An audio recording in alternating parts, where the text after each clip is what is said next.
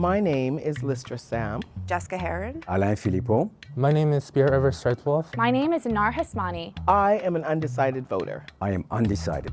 I am an undecided voter. What do I care about? The student debt crisis. The dairy industry. The thing that keeps me up at night is the suicides and addictions in Indigenous communities. Not knowing if we'll have a paycheck next week. I would sleep easier at night if I knew that I didn't have to make $1 million a year in order to become a homeowner. I have questions. I have questions. I vote because I deserve to be heard.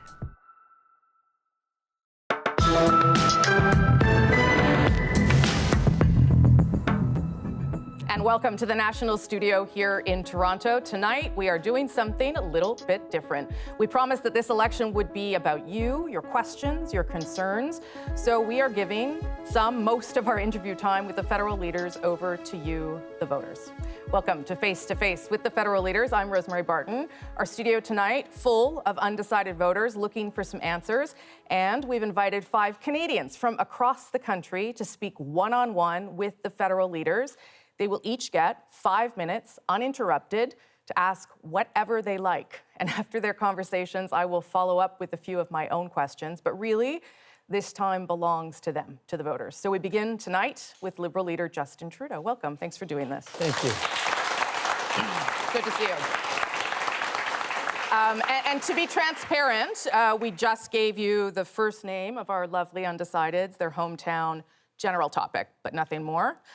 You know me a little bit, so you'll know how that's going to go. We've asked all of our 5 lovely undecideds here to give us a quick intro that they shot themselves, so we get a sense of who they are. So we will start the clock and get to work. Here we go.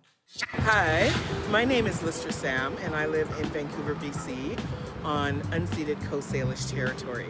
I am an entrepreneur. I have a beautiful business that I absolutely adore and am super passionate about. With the upcoming elections, one of my main concerns is home ownership. I've lived in Vancouver for 10 years now, and it's always been a little bit of an insecurity with me whether or not I even want to own a home here because of the price of housing. But now that I'm an entrepreneur, it becomes an even bigger issue because I think, who wants to give me a mortgage? So it's a big concern. Okay, Lister, over to you. Hello. Hello, Listra. I do have some concerns about becoming a homeowner in Canada. As an entrepreneur and as a single person who also doesn't have any children, I feel like I'm in a demographic that really goes under the radar. Nobody ever sees me. And the biggest concern I have is home ownership. And I've been reading some reports, and I've read a report that tells me that in order for me to become a homeowner, I would have to make $1 million.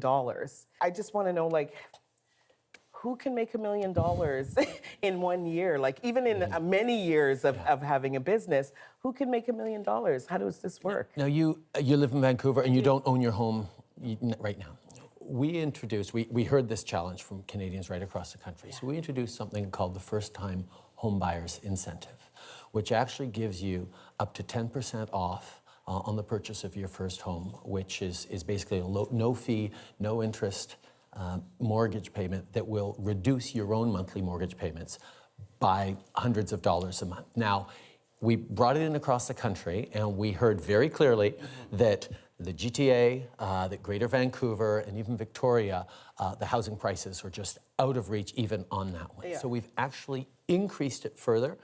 So homes worth up to $800,000 now qualify for that. And that's going to give a significant boost. We know it's not going to help everyone as much as it can, not gonna help but me. it's going to make a big difference. It's not going to help me at all. And I mean, I hear these numbers, and I can sit down and I can crunch numbers. I'm not a mathematician, but I still sit here and say, but still, how do I make that money? Like, legally, in my business, how do I make that money? You know, like, we've got a lot of homes in Vancouver sitting there with no one in them. We have a lot of foreign investors, and I know you guys have done this, the home tax, I think empty home tax. But I don't think that's done anything. Like, there's still a lot of empty homes. And it becomes a bigger issue because it becomes something that is about community. It's about family. Like literally the only reason I stay in Vancouver is because that's where my family is. It's where my community is that I've grown over the last 10 years. I could take my business and I could move back to the Caribbean and I could take, a very small amount of money, a lot smaller than 500,000 to $1 million, and buy property and have a home, and I could give jobs to people outside. I want to contribute to the economy of Canada. I'm a Canadian citizen. I grew up here, and that feels good to me. Yeah. But this issue of what it costs, like I feel like I either have to give up my dream or give up the Canadian dream. And I don't think that I should have to do that. And I absolutely agree. You shouldn't. We want you to succeed in Canada. We want you to keep building and creating jobs and succeeding.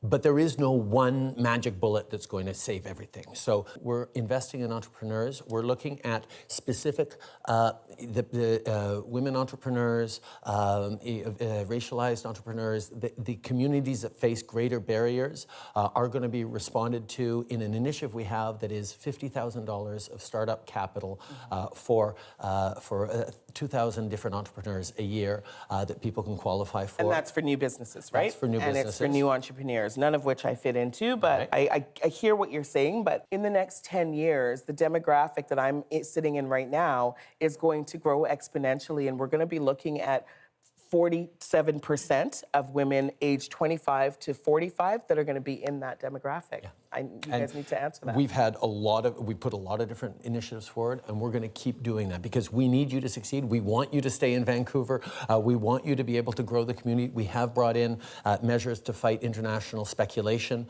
that match what they've already done on the provincial side. We're moving forward in lots of ways to try and help you, but as you say, it's a complex situation. We know we need to do more, and that's our plan to invest in you and in communities. Shall I give him a try?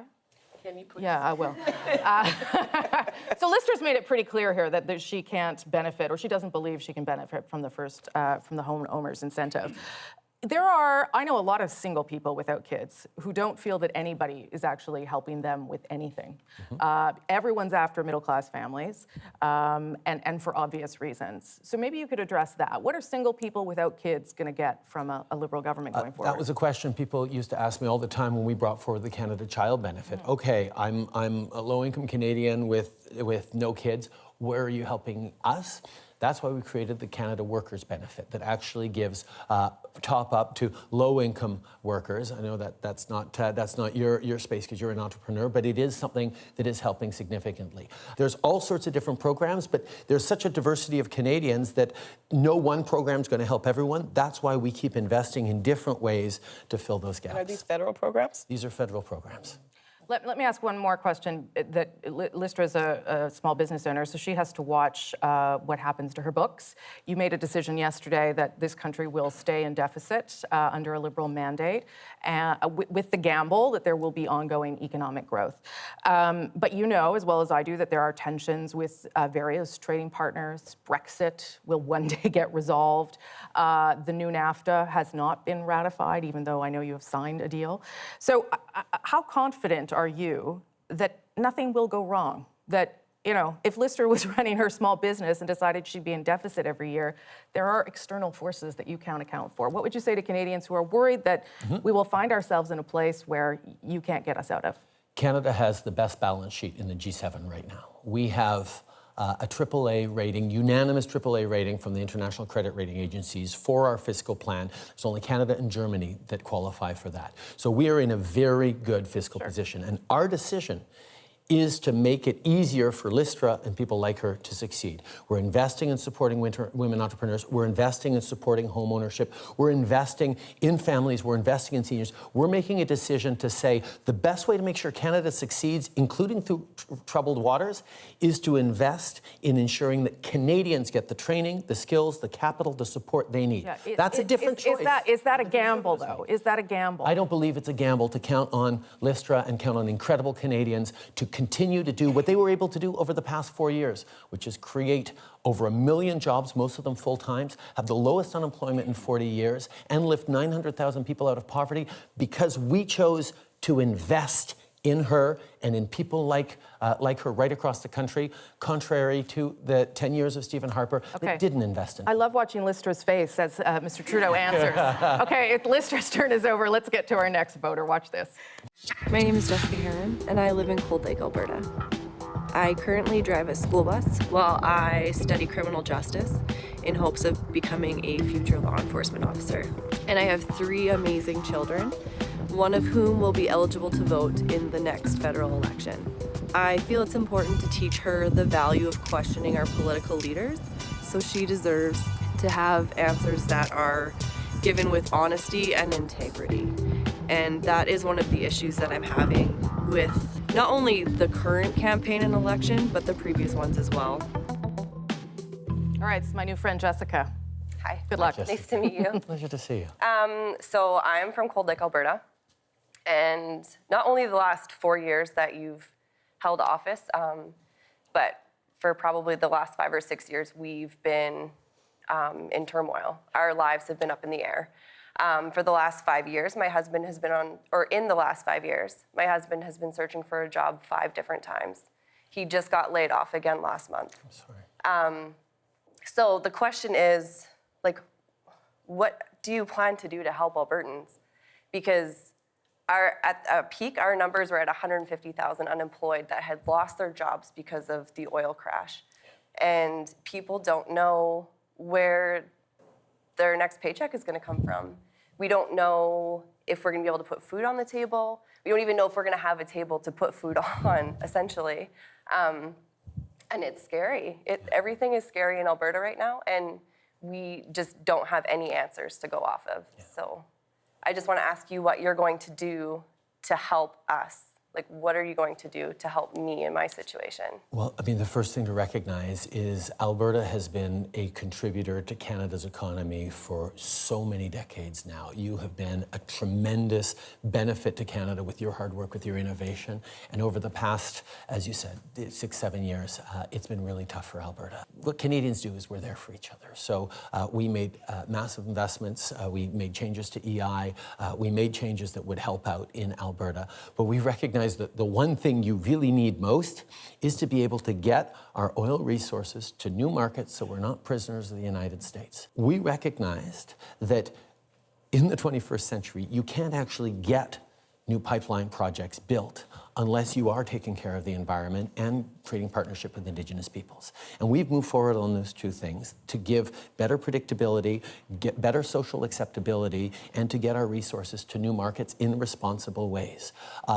The shovels are in the ground as we speak on the Trans Mountain Pipeline expansion. There's a lot of people across the country who don't understand why it is so important to get our oil to markets other than the United States. And we are going to be investing the profits from that in the transition towards cleaner energy and fighting climate change that I know your kids are really going to need in the coming decades. We just want to be able to get up in the morning, put our boots on, and go to work. Yes. We are very work-motivated people, I feel, especially in the town that I come from.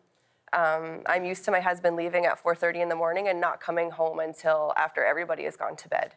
So we just want work, whether that's going to be oil-related jobs or if it's going to be in another completely different industry, maybe an environmentally friendly industry, which is fine.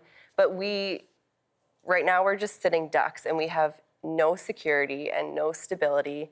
And the answers that we are getting are they're very pointed at, okay, well, Harper's government did this, or the Liberal government did this.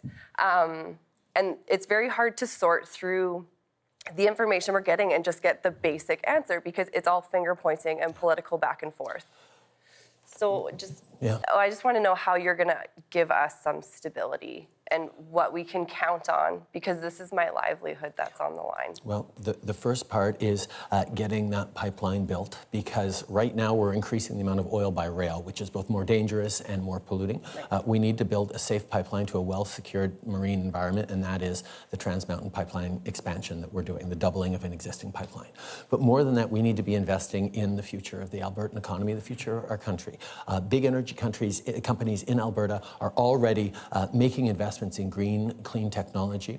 We know that putting a price on pollution that actually returns more money to your family than it costs. In Alberta, your average costs will be lower for the price on pollution than we actually return to you at tax time. And that's going to be a little boost for your family while we encourage that transition.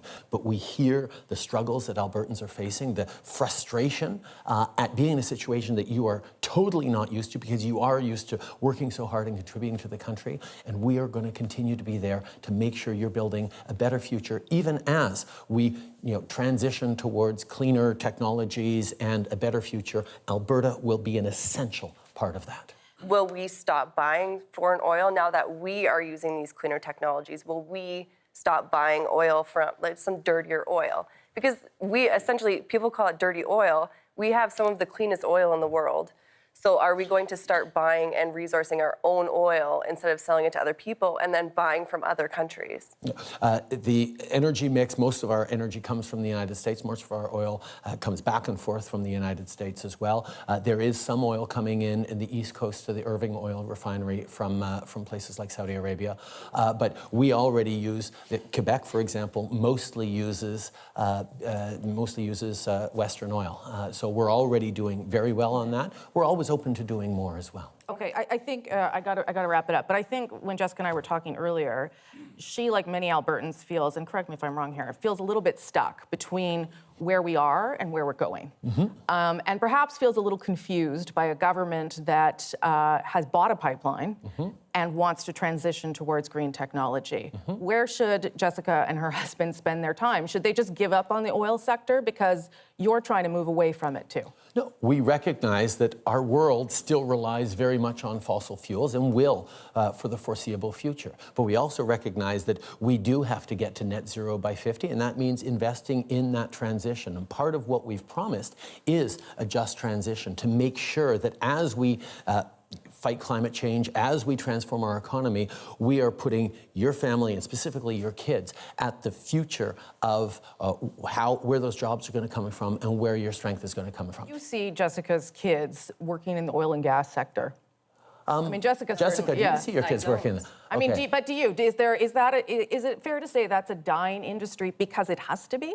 No, I think there will always be a need for oil and gas in certain uses over the coming decades, if not the coming century. But the mix we have towards more renewables, towards cleaner tech will also, and the efficiencies also will come in and transform those jobs so that they are actually usually more scientific, more research-oriented, more less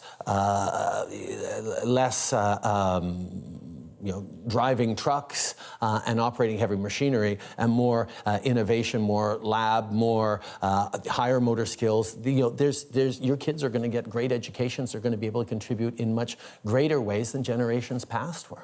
Let's try our third questioner. Here we go. Hi, my name is Spirit River Striped Wolf, and I'm from the Beginning First Nation. I currently attend Mount Royal University here in Calgary, Alberta. Growing up on the reserve was an amazing experience, even though there is a lot of issues in my community. Home is there, and I'm very proud to be Indigenous. I'm concerned that we aren't approaching Indigenous issues in Canada appropriately. My parents and grandparents were taught how to hate themselves in the residential schools. The residential schools disempowered the way in which we trust ourselves and others. The residential schools are a radical policy, and my concern is that we need radical policy today. All right, Spirit, your turn. So I'm just going to get straight into it. I think that, my people are still struggling with addictions. My people are homeless in their own lands.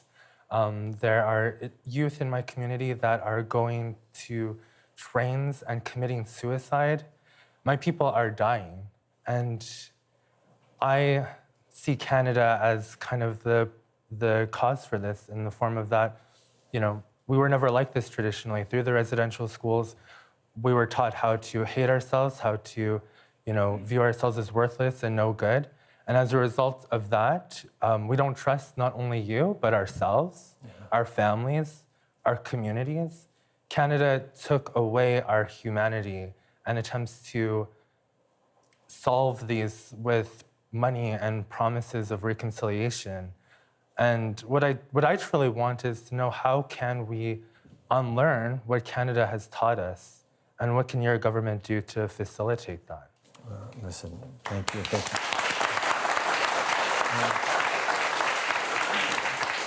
There is no way to sugarcoat it. Canada failed disastrously in the spirit and intent of the original relationships and the original treaties, which was supposed to be about shared stewardship, about partnership on this land that settlers were welcomed to by Indigenous peoples. What we need to do is undo that, and that's what reconciliation is all about. And there's two tracks on that. One is making sure that in terms of healthcare, in terms of education, in terms of drinking water, in terms of opportunities, you are beginning to get those in ways that make sense for you and that you get to drive as Indigenous peoples, but also that we change the nature of the relationship between Canada and Indigenous peoples to be more of a nation-to-nation relationship, much more respectful. I would probably want to just add into that like my nation is in southern Alberta. We have good relationships, we have resources. I went to an amazing high school. I'm going to university right now. But even when I was in university or even when I was in high school, there was peers of mine that would say, you can go to school, Spirit, I can't. There's this mentality, and for me, like, those things don't truly apply to my nation. And in a lot of ways, I would say I'm just as much First Nations as my chief in council. Those were systems that were implemented by Canada to assimilate us. And so I wonder you don't even have a strategy for suicide prevention. And, for these kind of things, those are great, but they don't really apply too much into my situation, where these things are still there. I personally think it has a lot to do with what we learned in the residential schools and cultural genocide and what that actually means, how we teach our children, how we raise our children. Well, you probably know better than I do that language and culture and identity are building blocks of anyone's sense of self and anyone's ability. And that's why we move forward on historic language legislation that's going to allow people to learn and preserve Indigenous languages because they're so essential. That takes time, though. And I think of the residential schools, which were radical policy. This is taking too long. I think we need something even more radical than what's going on, because youth are literally dying a week ago in my community. Like, it happens constantly. And it is ongoing, and we've invested more in mental health, and we've invested more in hotlines. But it's not a mental health issue. It's not a mental health issue. It's an addictions issue. It's a poverty issue. It's a barriers issue. It's an identity issue. It's a discrimination issue. It's all these layers of things. And the one thing that I know is, as a federal government, we can't tell you what the answer is. We need to empower you to break down some of the terrible things we've done to you in the past and allow young leaders like you who are imagining those radical solutions to propose them, and we need to help create them, because what Ottawa broke, Ottawa can't fix. Well, how do you interact with other First Nations other than our chief in council? Because, like I told you, these things that corrupted our culture and so forth, our leadership has a lot of corruption and nepotism and issues there.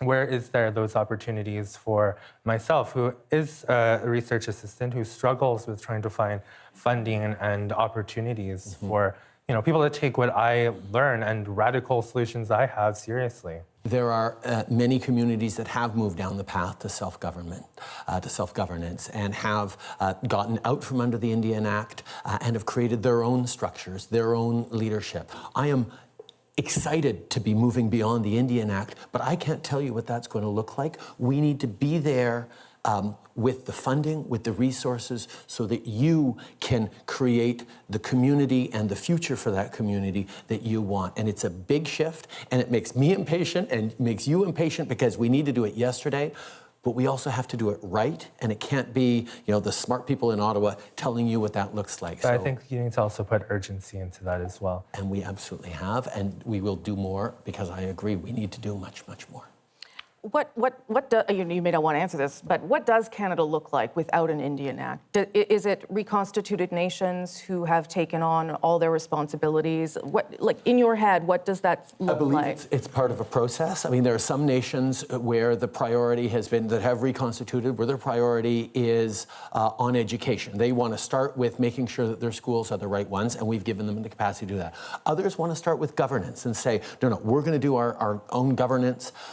It will vary, and it has varied right across the country in the self-governing nations.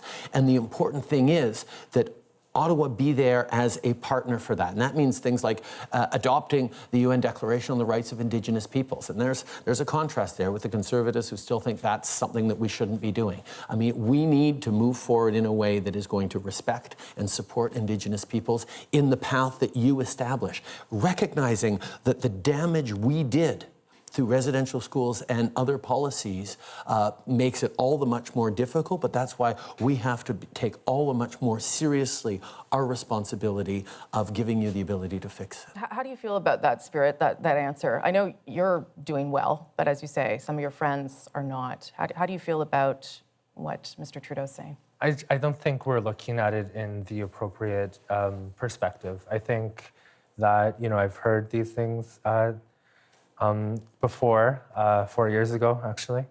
And I think that we're just not looking at it in an appropriate way. I think we should be looking at education and bringing the funding up for education in Indigenous communities, which you've said that you've done, but also, curriculum for Indigenous people to, learn about worthiness and resiliency in K-12. I don't think that that's that radical, but at the same time, that's what residential schools were, right? Yeah.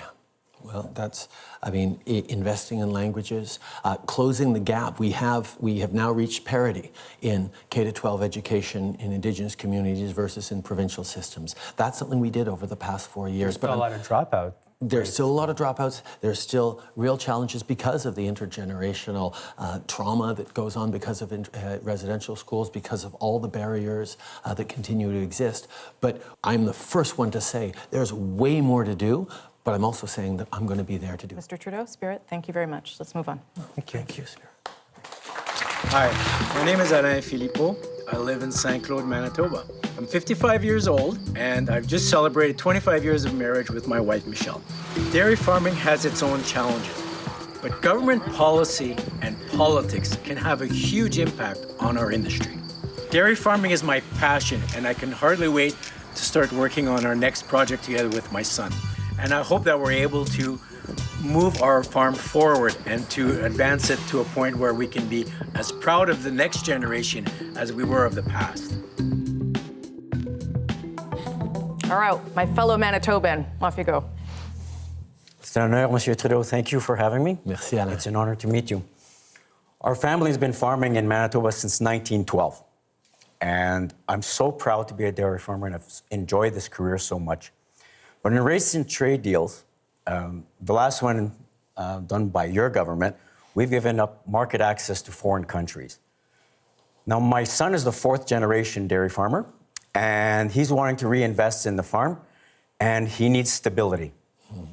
What is your government going to do when the next country, after Brexit talks or whatever, come in and ask for more market access? As you say, we've negotiated 3 really big trade deals that did involve certain concessions on access. But at the same time, particularly on the NAFTA one, it was very clear Donald Trump wanted to get rid of our supply management system, and we were able to defend it. We also recognized that it was a bit of a hit for our dairy farmers, which is why we are working with the Dairy Farmers of Canada to make sure that we're properly compensating you for it, the way we did for CETA with Europe, the way we did for the But on your last compensation package, only 1 in 5 of us was able to receive funds. So you've got this 7-year program for compensation, and we believe, or I believe, that the farmer, he knows how to reinvest in his farm. My son knows he has a plan, and he's putting in new technologies, but he needs to know that those funds are coming to him. He's the one who got affected. Every single farmer that got affected needs to be compensated, and in the last time was 1 in 5. How are you going to, for the next 7 years, do this? Are you going to pay direct payments to the farmers, or is it going to be some other lottery program? That's why we sat down with dairy farmers to establish the right kind of compensation. Because I heard that criticism of previous compensations, and we're going to make sure that on the CPTPP one and on the NAFTA one, we get that right to give that stability, not just to you, but as you say, to your son and to that future generation of farmers. We need to have a strong agricultural sector in this country. We need strong family farms. We're going to make sure that you are confident and your son is confident in his future. As we negotiate any more trade deals, I can tell you access to supply managed sectors is not on the table for any more deals. With NAFTA and with CETA, we've taken care of that. Okay, so on international trade, I'm hearing that we've given enough, and we're not going to give up any more. You're not giving, even on you mentioned the Brexit thing. On the UK, if there is a deal with the UK, there will be no more concessions than we already have given to CETA through that. So there's no worries. And this is good, but on a national level, there's also concerns. Mm-hmm. So now, the government of Canada, there's bureaucrats in the government, and they're looking at lowering the standards for a product to be labeled product of Canada. Now, all farmers in Canada, are worried about this, the dairy sector and all the sectors. And I think that's something that affects my family, a consumer family, your family. You consume Canadian products. You might even consume dairy. I don't know. Lots of it. Good, thank you. I might look for that blue cow. Exactly. But what we're concerned about is that now you're breaking that trust that I have with the consumer. Mm-hmm. They're expecting that product of Canada means something. And to me, it means what I put into it. And now that's going to be watered down, and it's going to have foreign content. There could be American milk in that jug of milk and still say Canadian, and that doesn't make any sense to me. What are you going to do about those regulations? Is that going to stay the same, or are you going to lower that threshold? Up there, Alain. Well, let me answer. Yes, this of course, is an important one. Yeah. This was a key element. No. This is a key element that I talked about a lot when we were talking about the new NAFTA and the increased access American farmers have to our market. It is always going to be perfectly clear when something is 100% Canadian milk. There is no way we are weakening that in any way. I know you're referring to a position paper or an analysis that someone did at one point. It is not my intention to take that on. We're going to protect supply management, unlike some other parties. We're going to continue to make sure that Canadian consumers can go out there and be confident that when they're buying dairy products or any other products, they know they are supporting family farms like yours. I know you defend supply management, and yet with every trade deal that you've negotiated, you've cracked open the door to allow more foreign cheese and dairy and poultry and whatnot. So you're saying that's over, that you will not have to compensate dairy farmers further. Is that because there's no trade deals left to have? No, or? we're in the early stages of Mercosur with the east coast of South America. There are challenges around Brazil right now, so it's not necessarily moving forward. But we've already said from the get-go, no more dairy access. We're protecting our supply managed areas because, quite frankly, our farmers have given enough. And we are able to compensate them because we know that signing a NAFTA means secure jobs for Canadians. It's a good deal for everyone across the country. It allows us to give you the compensation that you need and that your son needs to be confident about the future. And once we ratify it, we will be bringing in that compensation. What would you say to Alain about dealing with Donald Trump? And why you had to get to a place where you had to give him a little to get the rest? Well, that was a very unconventional government we're dealing with in the White House right now. And I'd say Alain's throwing you a lifeboat here. Don't let him go. No, what I said was Mr. Trump was negotiating hard for his dairy farmers, and we had to push back. And I'll say we got thrown under the bus. By Mr. Trudeau. Well, we're the ones that took it for the country. And so, sometimes when a road goes through the neighborhood, someone's house gets bought out. But if you go through everybody's house, everybody has to be compensated, not just 1 in 5. Yeah.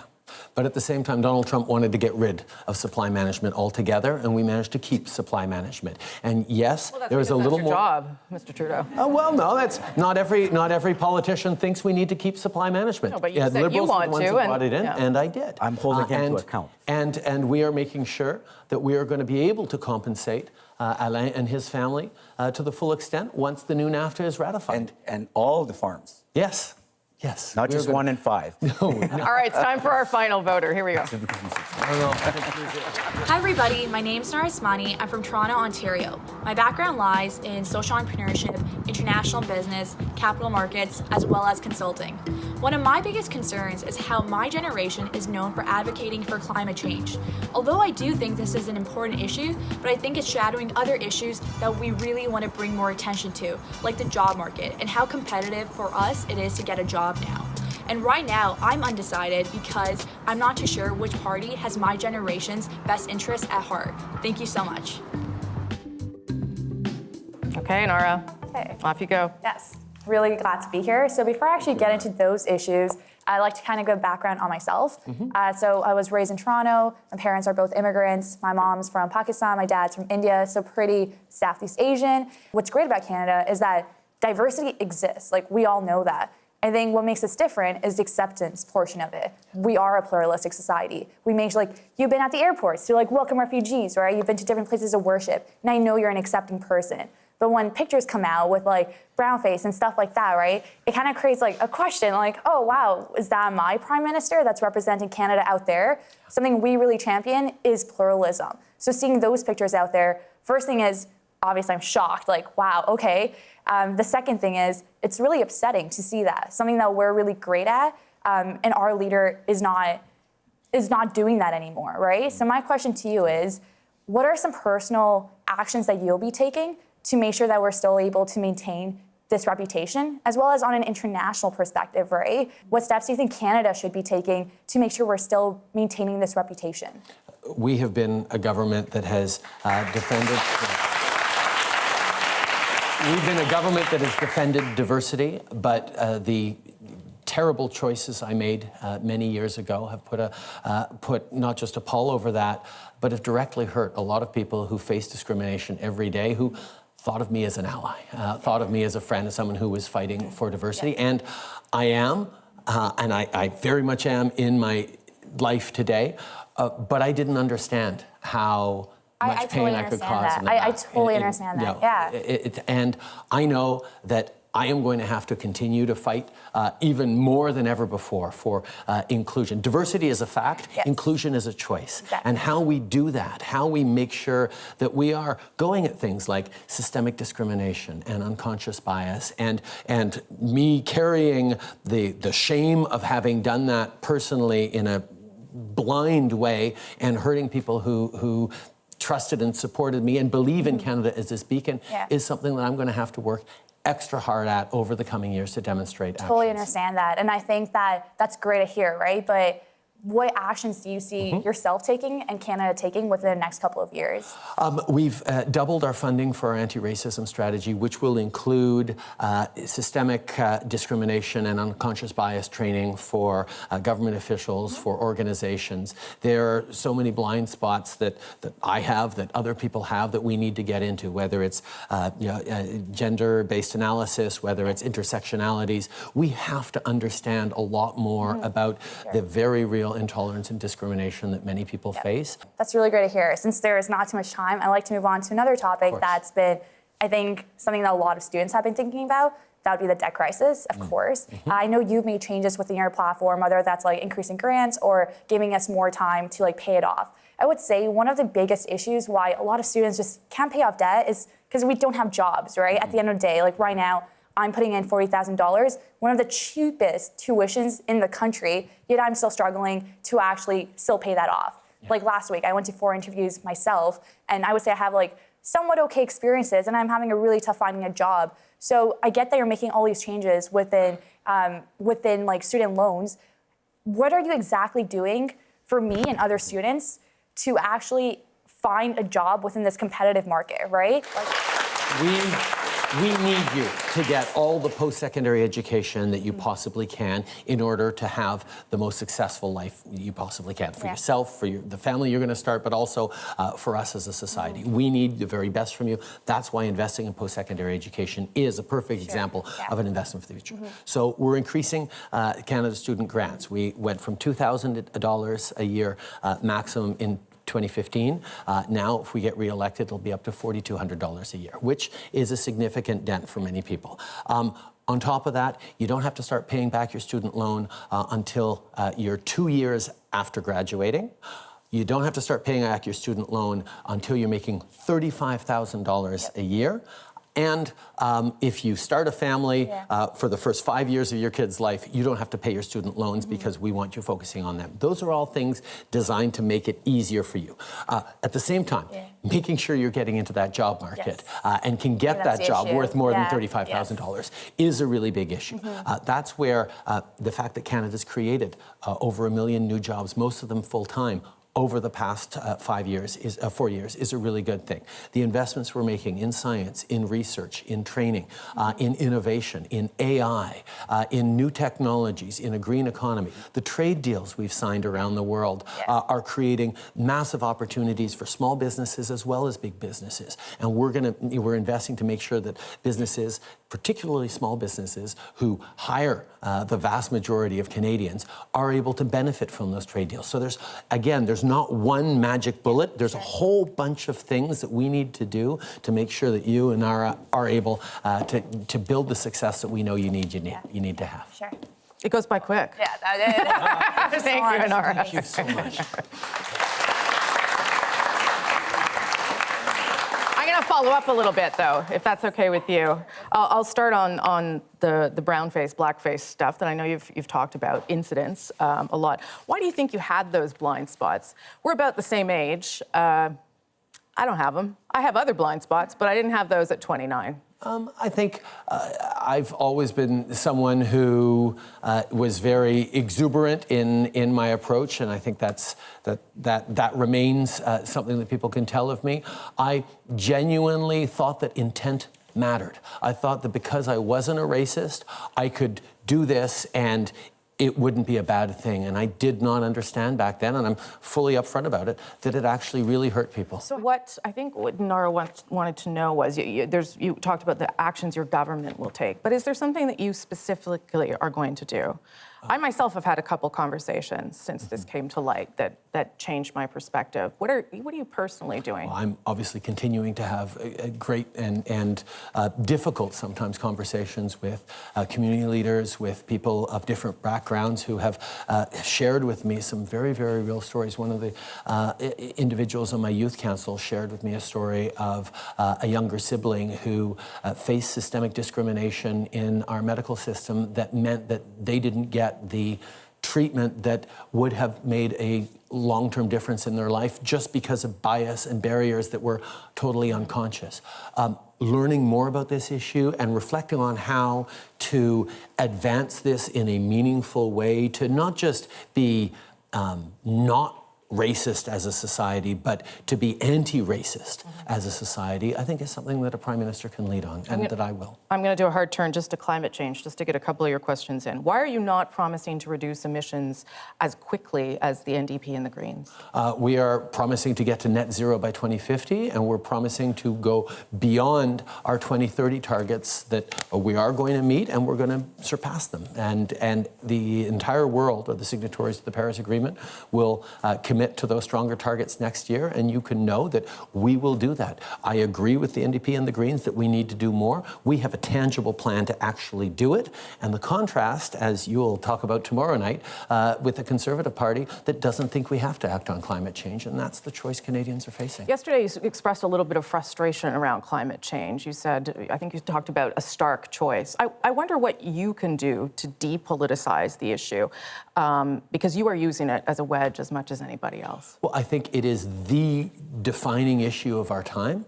I think Canadians have depoliticized it an awful lot. Conservatives decided a year ago they wanted to fight me on a price on pollution and have continued to prosecute that. And Canadians have realized, particularly driven by young Canadians, that you can't have a plan to grow the economy without a plan to protect the environment at the same time. But do you not think we have you're done a using lot. it for politics too? I think I'm using it so we make sure we get a government that is going to fight climate change and contribute to saving our planet. I'm going to end with one last question. It's the same question I'm going to ask everybody this week. What qualities do you personally possess to make you a good Prime Minister, personally? I'm a teacher. I learn and I listen, and I believe in process. I believe in engagement. I believe every day, and this is a contrast from my dad, who came into politics with a very clear, list of things that he needed to do to make Canada a more just society. I have those values and that list and that perspective, but I know that Canadians can and must be a huge part of that conversation, and my ability to listen, to learn, and to grow, I think is what Canada needs in a Prime Minister right now. Okay. Well, I appreciate you listening to all of these guys. Thank you very much for your time. Thank you, Rosie. Thanks to our questioners, to our audience, and of course to Liberal leader Justin Trudeau. That's day one of our special series. Tomorrow, Conservative leader Andrew Scheer will speak with different undecided voters. Later in the week, Green Party leader Elizabeth May, NDP leader Jagmeet Singh will join us. Maxime Bernier declined our invitation due to, he said, scheduling issues. I'm Rosemary Barton. We'll see you back here tomorrow. Thanks for watching.